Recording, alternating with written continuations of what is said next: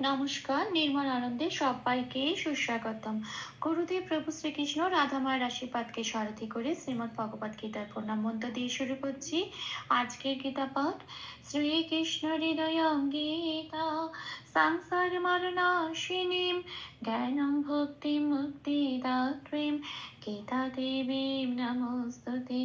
ওং নমো ভগবতে বাসুদেবায়।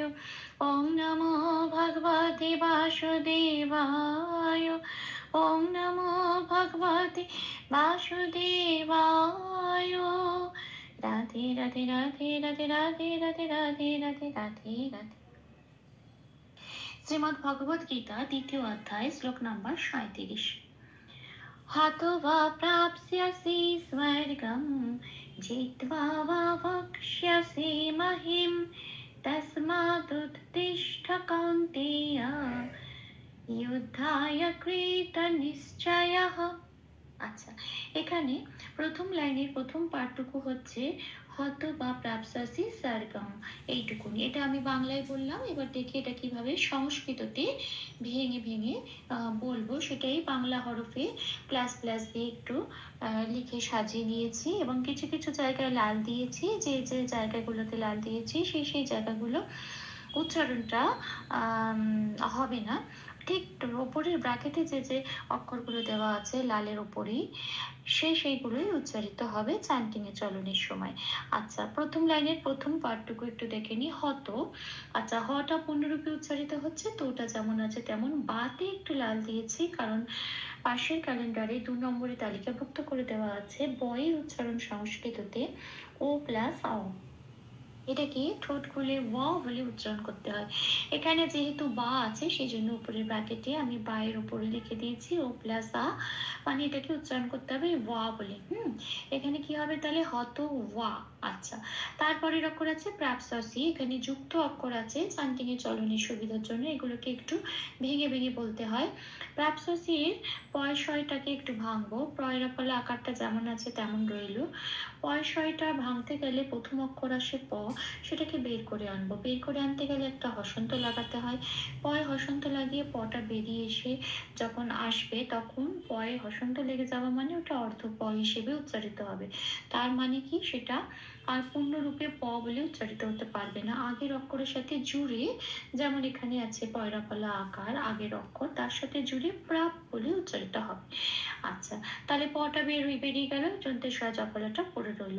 যন্ত্রেশ্বয় জফলায় একটু লাল দিয়েছি কারণ পাশে 1 নম্বরে তালিকাভুক্ত করে দেওয়া আছে জফলার উচ্চারণ হস্যই প্লাস অন্তঃস্থ সংস্কৃততে, সেখানে ওরা ইয় বলে। এবার দন্তেশ্বয়ের জফলা আছে, যন্ত্রেশ্বয়ের সাথে তাহলে এই হস্যই প্লাস অন্তঃস্থটা পড়িয়ে দিলে যে উচ্চারণটা বেরিয়ে আসে সিয়, এখানে উচ্চারণটা কিন্তু সেরকমই হবে সিয়। সিটা পরের অক্ষর, সিটা যেমন আছে তেমন। তাহলে শব্দটা কিরাম পেলাম? প্রাপ্স্যসি, এটা। আচ্ছা, তারপরে শব্দ আছে স্বর্গম। স্বর্গমে যন্ত্রের শয় বয়তে একটু লাল দিয়েছি কারণ বয়ের উচ্চারণটা বোঝানোর জন্য। 2 নম্বরে তালিকাভুক্ত করে দেওয়া আছে বয়ের উচ্চারণ ও প্লাস অ। এবার এটা যন্ত্রের শয়ের সাথে লেগে যে উচ্চারণটা বেরিয়ে আসবে সেটা হচ্ছে সোয়া। এই সোয়া উচ্চারণটা করতে হবে।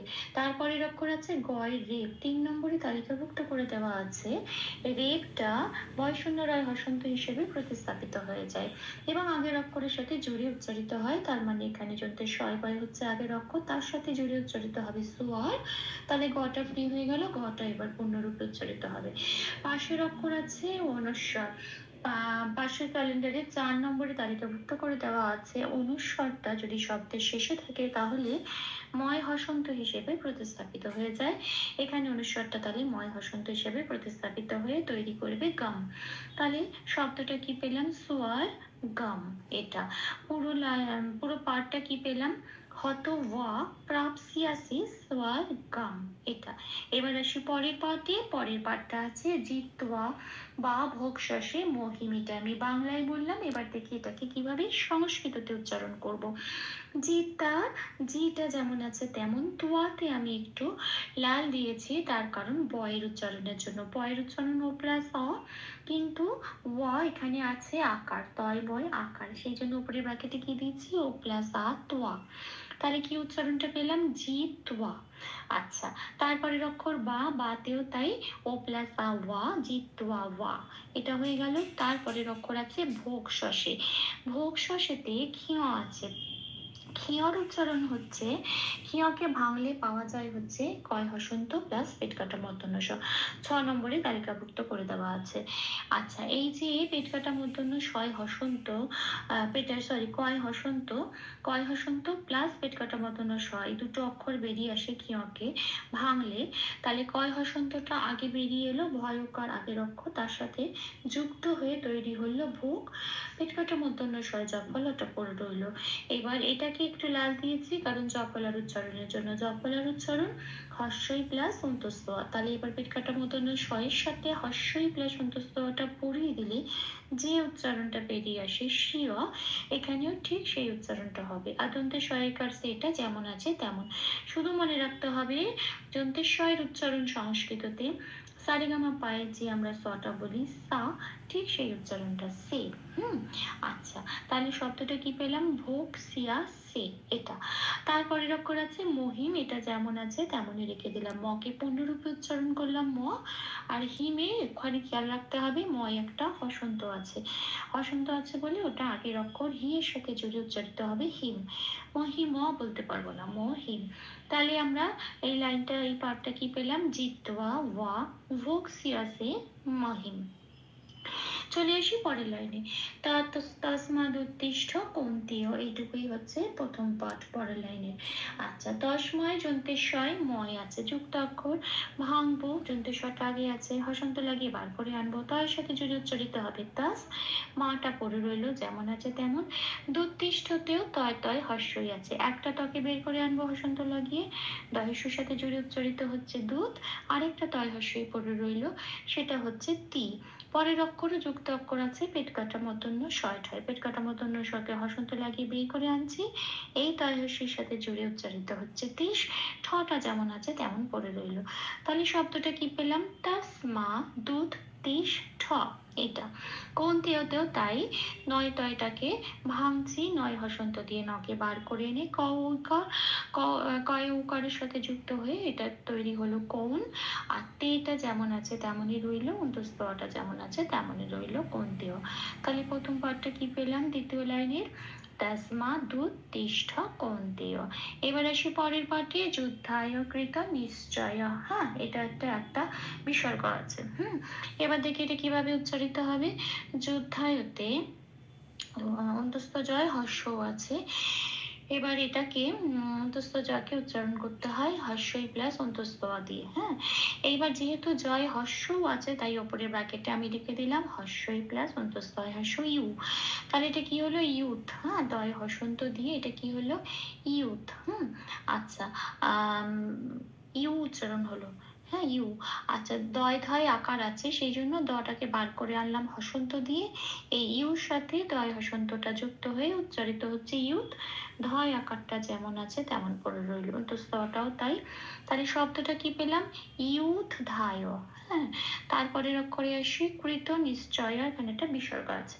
কৃতটা যেমন আছে তেমন, নিশ্চয়তে তারপরও ছয় আছে, তারপর শটা আগে আছে, হসন্ত লাগিয়ে বার করে আনলাম, আগের অক্ষর নিয়ের সাথে যুক্ত হয়ে তৈরি করলো নিশ, চটা পড়ে রইল, স্তটা পড়ে রইল, শুধু বিসর্গ আছে বলে 5 নম্বরে তালিকাভুক্ত করে দেওয়া আছে। বিসর্গ থাকলে সংস্কৃততে সেটা হ রূপে প্রতিস্থাপিত হয়ে যায় যদি সেটা শব্দের শেষ অক্ষর হয়।